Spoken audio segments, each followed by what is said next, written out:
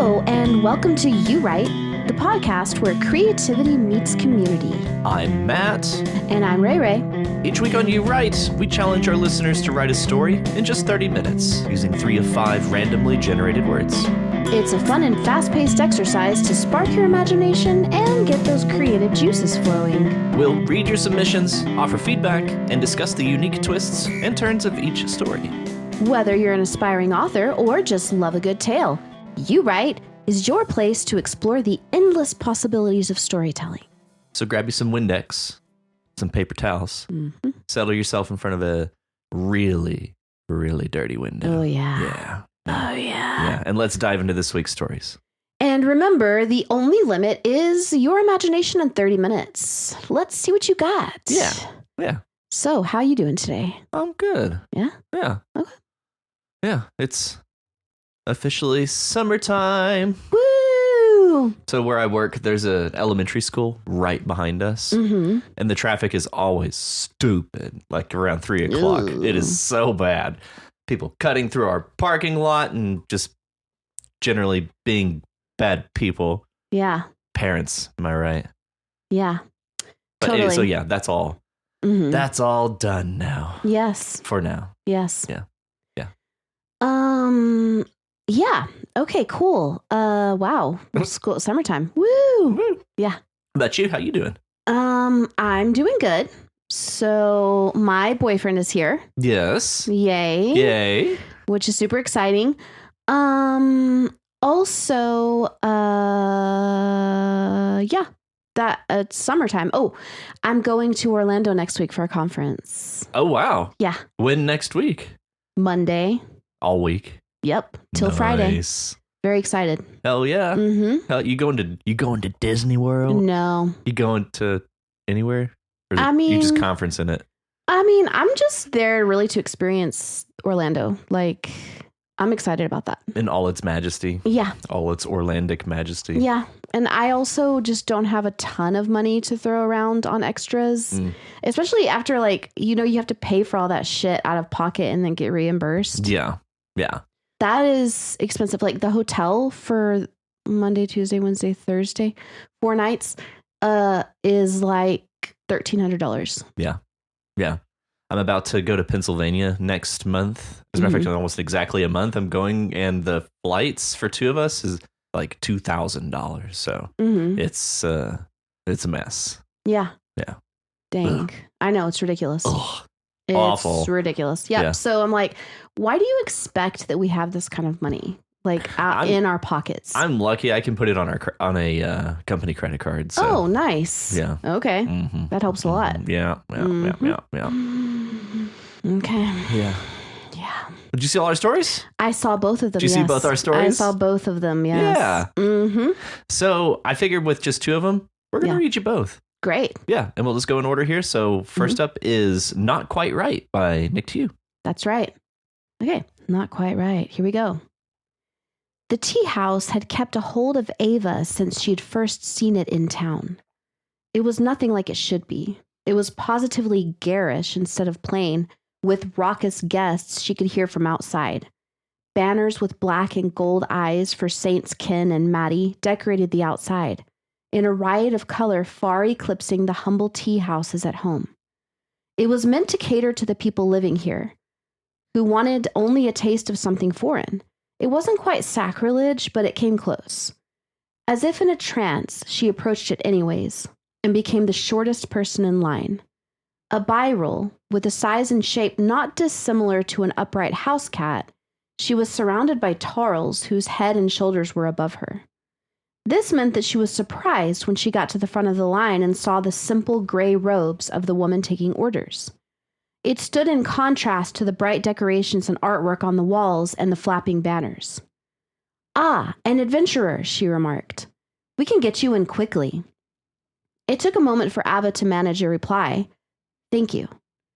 She was ushered into a waiting room with a menu, watched over patiently among other guests by yet another Byrel woman at a desk, a pleasant smile on her face.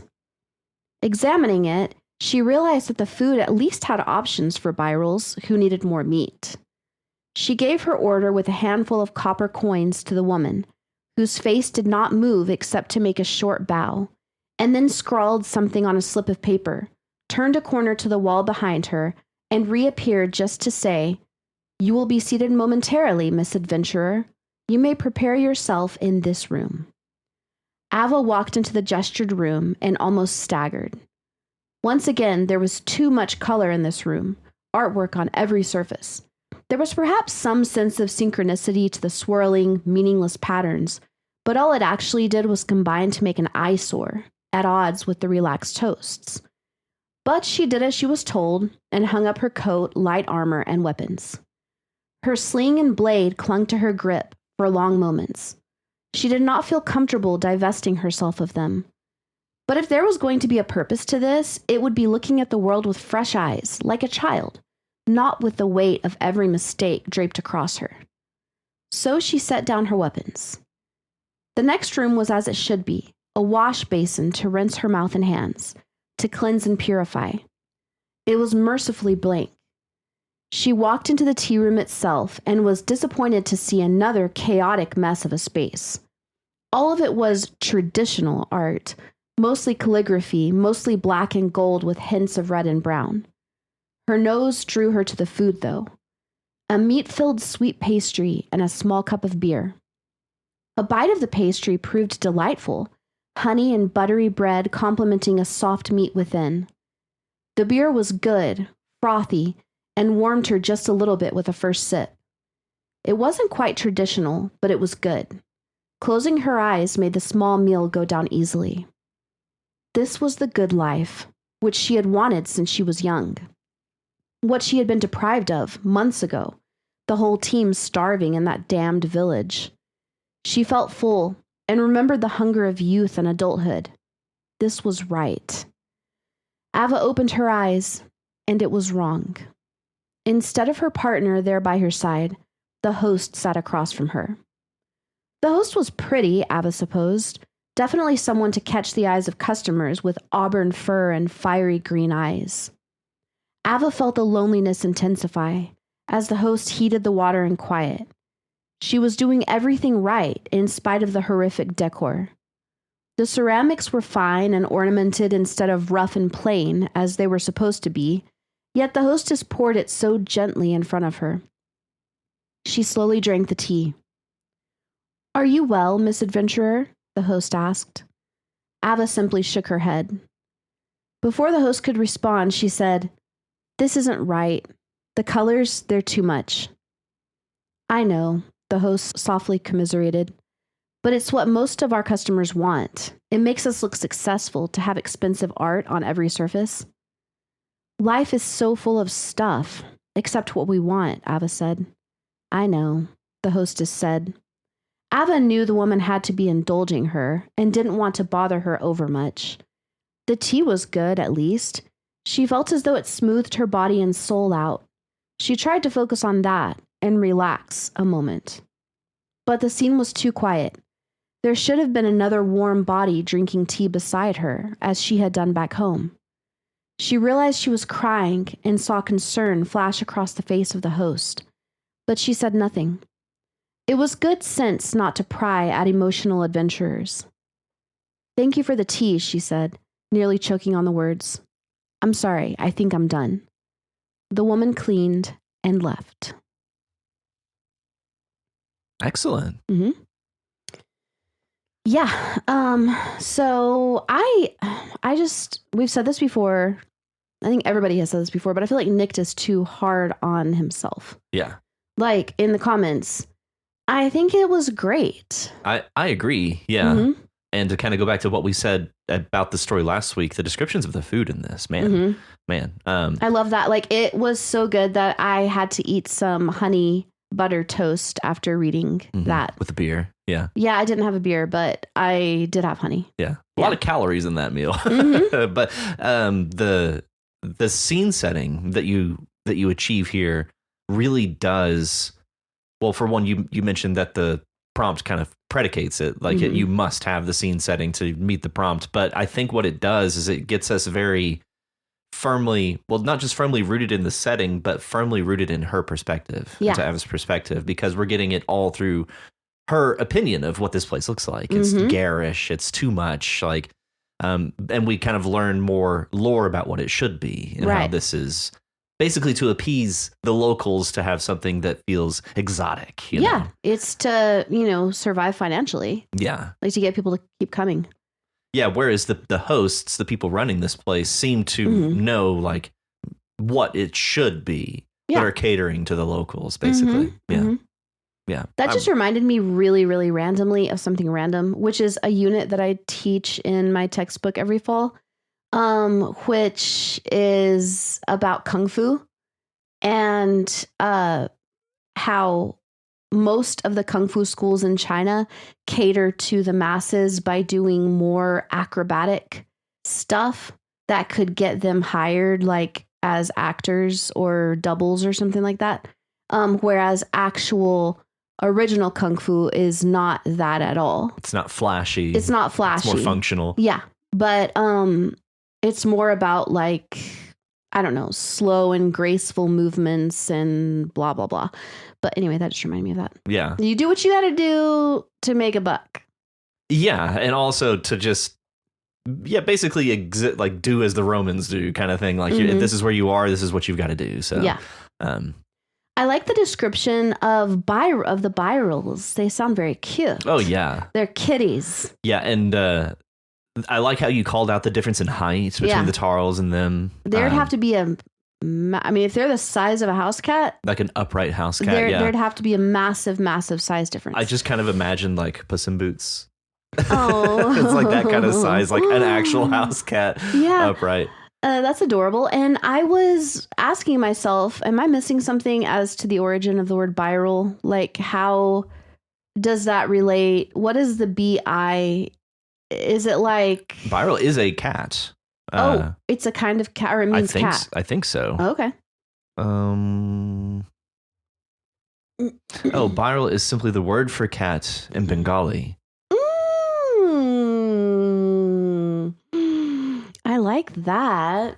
Yeah, it took me a while to find that, but Biral is cat in Bengali. Fascinating. Cool. Okay, nice. Yeah, I'm glad I figured that because I just like Googled Biral and it just started popping up cats and it just said cat. I was like, wow. So it's just cat. And apparently it's Bengali. Okay, interesting.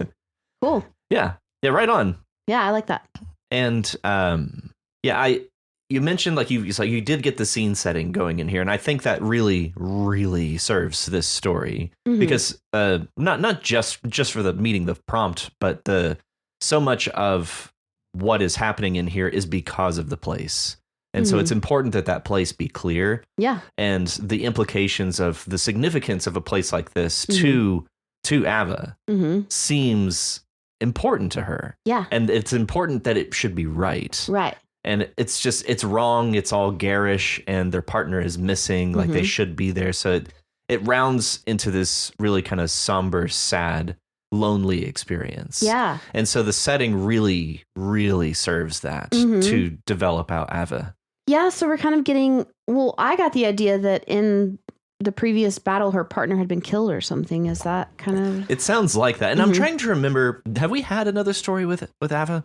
The name Ava is kind of ringing a bell, but I don't remember a Biral. Like, maybe. I feel like I would have remembered that.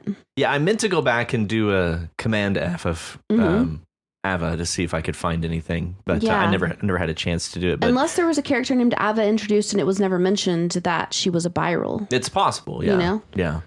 But this, I just really, for one, the descriptions of the food, always excellently done. The descriptions and the setting of the scene and the significance of that scene to our main character, very well done, man. Yeah. I really enjoy this as a little bit more world building and, in addition, character building to what may end up being like a tertiary character here. Yeah. Yeah.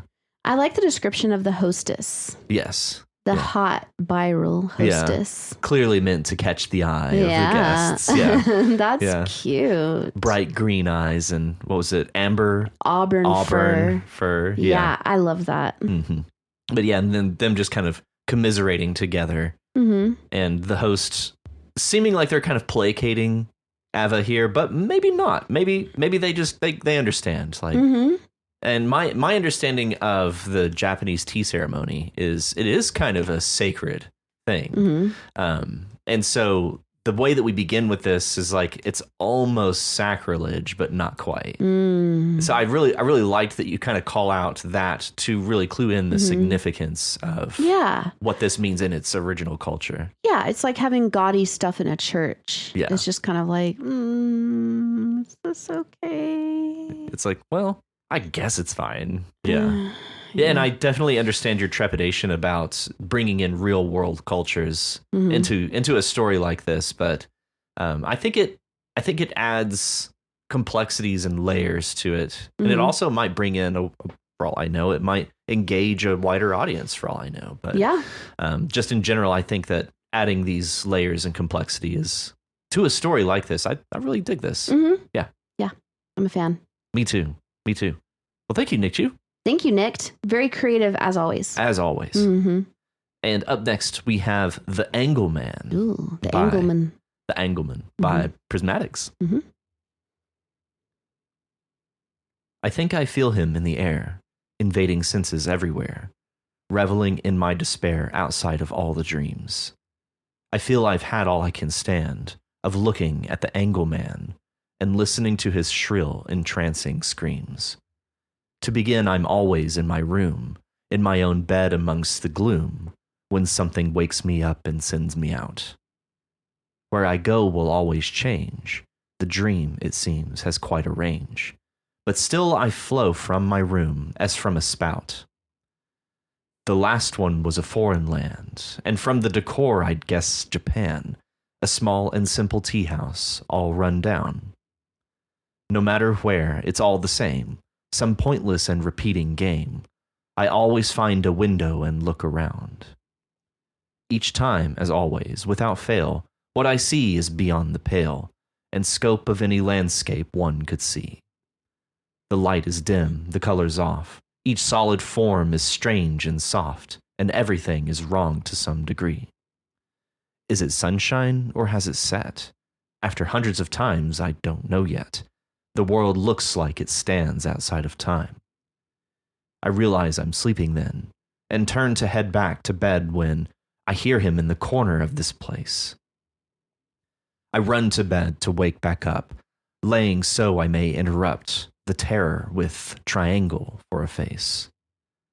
In bed, I find I'm paralyzed, my body's control ostracized, and all I can do is sit and watch. He moves through space like no body should, and stops like a bullet embedded in wood. At the foot of the bed, his presence like a blotch. His head is orange and overlarge, his lithe mouth stinking like a barge, and eyes that are too big to just exist. His eyes, his skin, it's all the void, blackness, deep and unalloyed, with tiny tendrils protruding like a cyst. He smiles and speaks, his voice so high, his tenor could make the devil cry. He shrieks and screams and then begins to crawl on the bed and to my eyes, and seems so happy as he cries, the only word he seems able to recall, "You can't wake up. You can't wake up. You can't wake up. You can't wake up. You can't wake up. You can't wake up." But then I do. I'm in my room, still alone amongst the gloom. My brain echoes more than I can take. And as I sit and put this down, I know my sanity is over now. I'm seeing him even when I am awake. Good job. Damn, Jake. Yeah. Yeah.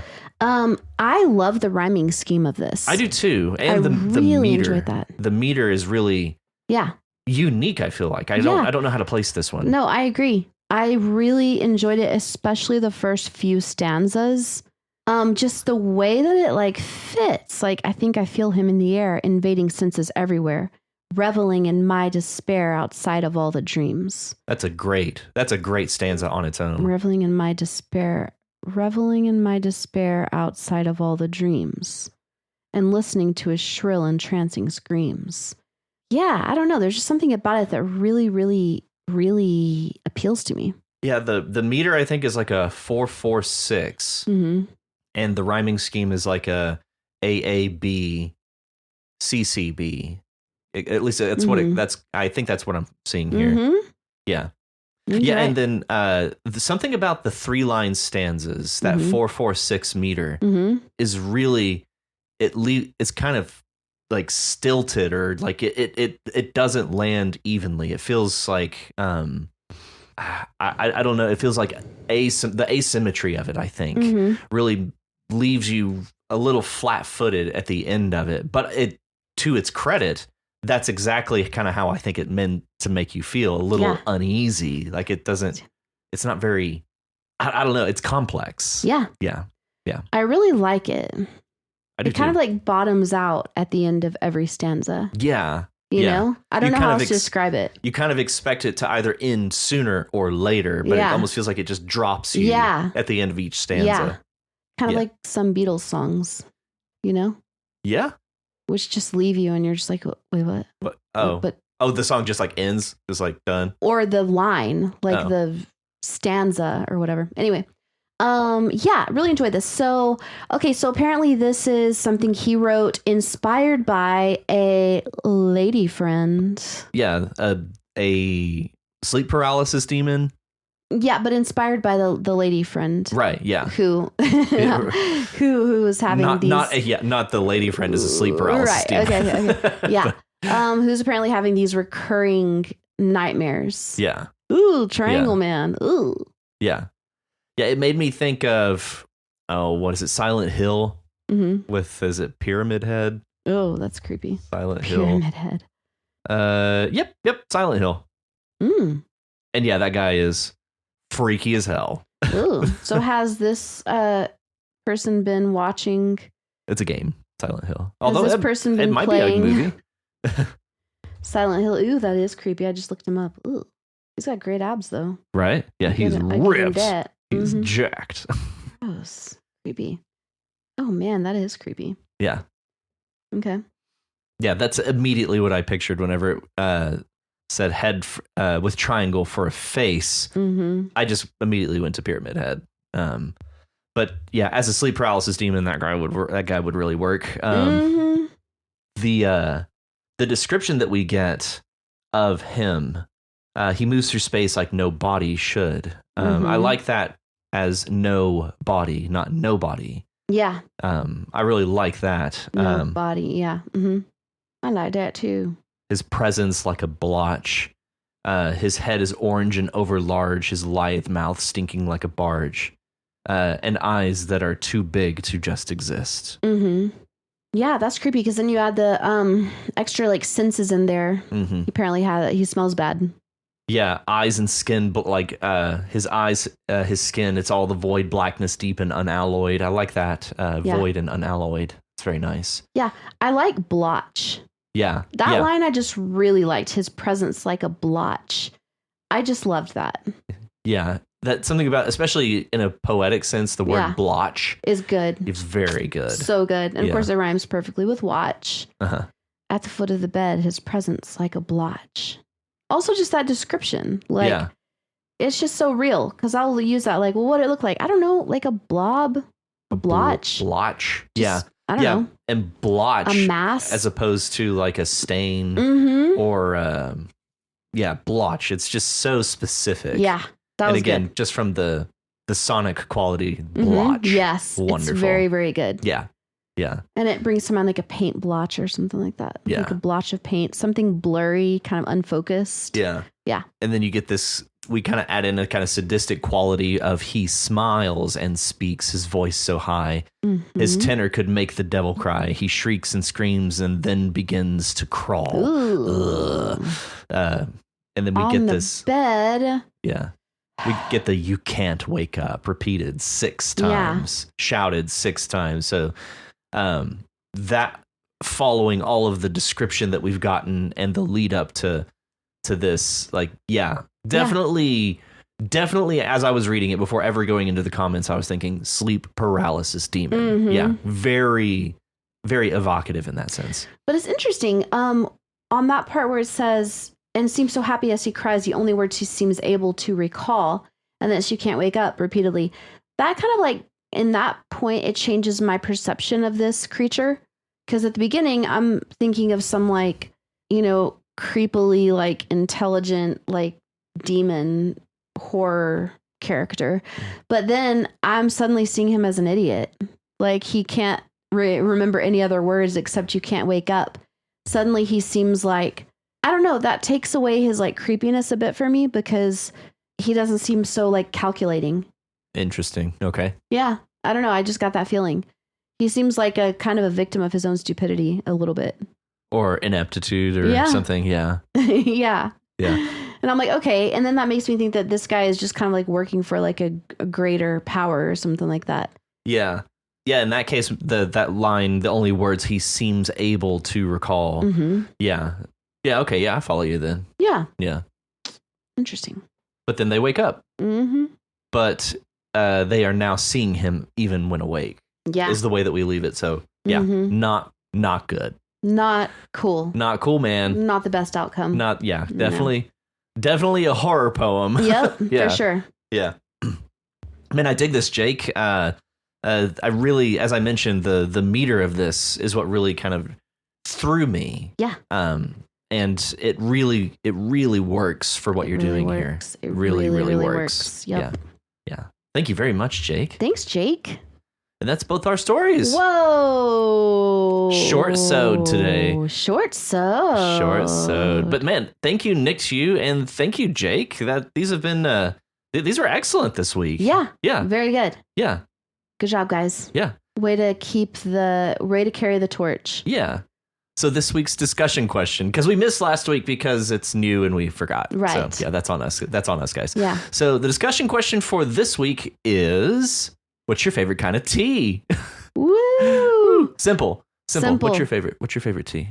Well, being a Southerner, growing up part of the time in Georgia and part of the time in Texas, I'm going to have to say black iced tea. Sweet tea.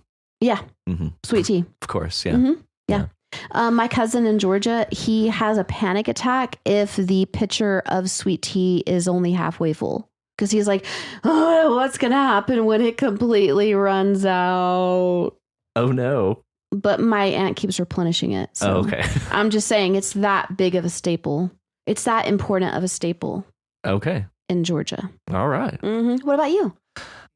Mine was always, I would say, sweet tea for a very long time. But now I'm a big fan of just like a mint tea. Mm-hmm. It's one of my favorites. There's no caffeine or anything. Yeah. It's very refreshing. Mm-hmm.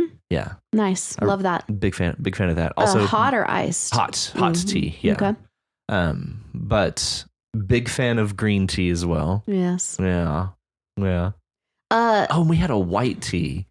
I've had white tea before.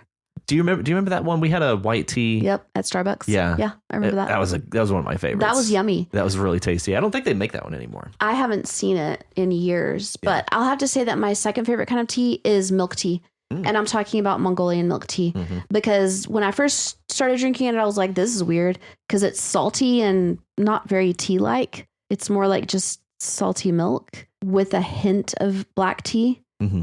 But then it was forced on me so much that I started to like it. It's an acquired taste. Yeah. And now I would give up a lot for some milk tea. Some milk tea. Yeah. Mm-hmm. Delicious. So yeah, what is y'all's favorite kind of tea? Yeah. And that moves us into episode 87. Woohoo! Okay, so for episode 87, we are issuing an image prompt. Yes. And as always, you can always find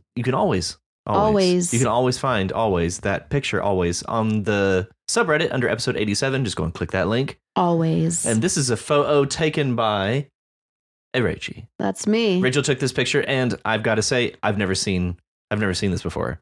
Yeah. Was this here? Yeah. Mm-hmm. Weird. It was on the way walking from my house to 34th Street.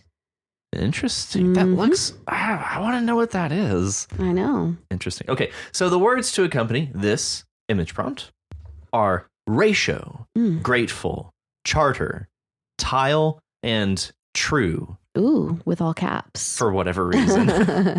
Unclear. Cool. Okay. So the first word is Ratio. Okay, ratio is the difference between two. Contrast? Yes. Yeah, it's a How? comparison of two things. Yes, how one thing relates to the other thing. Yeah. How two things relate to each other. Yeah. Yeah. A Ratio, common blank thing, to blank. a common ratio that I deal with is called aspect ratio. Ooh. Yeah. So like aspect ratio of a television is 16 wide by 9 tall. Mm-hmm. That's most televisions are 16 by 9 aspect ratio. Okay, interesting. Yeah. A lot of movies are shot in what's called cinemascope aspect ratio, which is 2.4 to 1. So 2.4 wide to 1 tall. That's another common aspect ratio. Interesting. IMAX has a weird aspect ratio. I think it's oh man, it's a weird one. It's almost 4 wide to 3 tall. Almost. Yeah. There's a lot of aspect ratios out there. Okay. And once you're aware that there's many aspect ratios, you'll notice that in modern movies, they will change aspect ratios. Okay. Most recent example was in Project Hail Mary. All this stuff on Earth is shot in cinemascope, so it's really wide with black bars at the top and bottom. And all this stuff in space is 16 by 9, so there's no bars on the top and bottom if you're watching on your TV. Interesting. When will we be able to watch that on our TVs? We have it. It's streaming. Where? You can we bought it. But I think on Prime. Okay. If you have Amazon Prime, I think you might either be able to stream it or maybe buy it. I'm not sure. Oh, nice. Okay. Cool. Yeah. Yay. Yay. Awesome. Yeah. So yeah, ratio. Yeah. And then the next word is grateful. Grateful. This word kind of makes me laugh just because the spelling. I don't know why. It's funny. Full of greats. Yeah. It's weird. But yeah, grateful. Obviously full of great gratitude. Full of gratitude. Full of grat. Full of grat. Yes. Chock full of grat. Yeah, it is gratitude. And gracious is also, no, that's more like derived from grace. Yeah, it's like showing grace. But of course, they're derived from the same root. What is the root? And how does that I think relate it's to gratis? Gratis? Gratis. Is that free? Yeah. I don't know. I don't either. It's How does free relate to great like a floor grate? Okay, that I don't know. I don't know where that comes in. The floor grate could be Germanic. They could be just that they look the same and have the same spelling, but they're not derived from the same thing. But grace, dumb. I know, gracious, graceful, gratitude, all of those are from gratis. Gratis. Yeah. Nice. And the next word, charter. So charter can be a noun, a verb. Damn, it means, I don't know, to charter something. Adjectival noun, like a charter bus. Yeah, totally. So it's almost like rent, right? Or something? Yeah. Yeah, because you can, like I said, you can charter a bus, in which case, yeah, you basically rent out on contract for a while. Yeah. Yeah, it's basically a fancy word for rent. Yeah. And I guess you're renting the vehicle and somebody to operate it. So you're chartering you're not just renting a vehicle. Whereas like if you go rent a car, you're not chartering a car. Right. You would charter a limo because that means that you're also hiring a driver. Right. Charter just seems fancier. You know? Yeah. Yeah, I think it must be because there's somebody to operate. Maybe. Yeah. The AI overview is, while renting is a straightforward agreement to temporarily use an object, a charter is a more comprehensive contract that includes a specific vessel or vehicle, customized services, and often a professional crew or operator. Yeah. Yeah. Yeah. So yeah, charter. Yeah. Does it mean anything else? Charter. That's a good question. I kind of feel like it might. Oh yeah, there's like a legal charter. Ooh. A formal grant of authority from a government or ruling body that creates an organization and defines its powers, privileges, or purpose. So yeah, it's like a branch of not branch of a government, but like part of the government. Yeah. I don't know. Honestly, it's one of those words that's just like so like unrelated to my life that I don't totally comprehend it. Yep. I'm just I don't like, know what it means. something that the upper echelons of society do. I don't know. Yeah. Apparently, there's also international agreements or governing principles for major organizations, also called charters, like the Charter of the United Nations. Yeah. That's. I don't know what that is. Yeah, me neither. Sounds important though. Oh yeah, charter schools. Oh yeah, charter schools. Wow, we've said charter so much now that it means nothing. Charter. It sounds like chowder. Yeah, or chatter. Chowder school. Chowder. I like chowder. That's Chowder one of my school. favorite words. Chowder. Chowder. Love it. And our next word is tile. Tile. Well, tile is a noun, a verb, adjectival noun. You can have a tile floor. You can tile the floor. Yeah. You can buy tiles to tile the floor. Yeah. Yeah. Buy tile so I can tile. Yeah, I'm gonna go tiling. Okay, so you want to go tiling? I'm just in the mood to go tiling. Just go tiling. Do you got any tiles? Yeah, and tile is usually it's usually like a repeated thing. So I think like there's also tiling where it's like a geometric thing, like tiling something. I'm curious. Yeah. Oh yeah. In graphics, a small repeated graphic element using a grid to create video game levels or textures. Like that's in like computer graphics and things like that. But yeah, usually like just a repeated graphic. Tile. Yeah. Tile.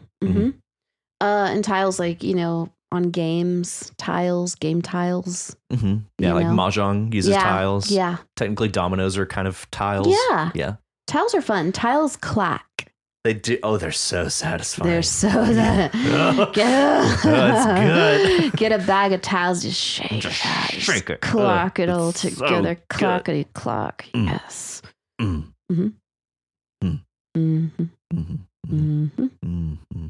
it's good. It's good stuff. Yeah. And our final word is true. True. This is a good word. It is not. That is not false. Right. Yeah. Yeah. Oh, okay. So true. It's an adjective. Yep. Yep. True. True. And I mean, like as far as usage goes, it can be used as just a exclamation. True. True. I mean, it is an adjective. It's describing something, but it can be just used as an interjection. True. Yeah. True that. Yeah. True. True would be a cool name for a person. I feel like I may have met somebody named True. It's probably short for true man. True man. True man. True man. Why isn't there any true womans? True woman. True women. True man. True man. It is kind of a mouthful. It is. That it is. Have you seen The Truman Show? Yes. Yeah, it's rad. It's really good. That's all I have on that. Yeah, I love it. True. It is true. It is not false. It is correct. Right. It is right. Right. It's not left. No. It's indicative. Yeah. Okay. Grammatically. Okay. It's like a thing that exists. Yes. Yeah. As opposed to a thing that might exist or doesn't exist or, couldn't exist. Yeah. It is. Yeah. I just keep thinking correct. Yeah. True. Yeah. It's so basic and fundamental. It's hard to explain. It is, which is why I do believe that it is a Germanic root. True. Because it is, so basic and fundamental. Yep.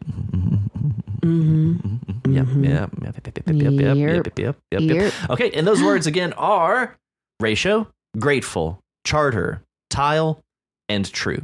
Yay. And if you want to be like these wonderful writers and submit your story to You Write, head on over to our subreddit at reddit.com/r/YouWritePod. If you're unable to submit a story this week, that is fine. You can help out by reading and commenting on other people's stories. Each time you post a story or leave a comment on someone else's submission, you increase your chances of having your story read on the podcast. You can also reach us at YouWritePod@gmail.com.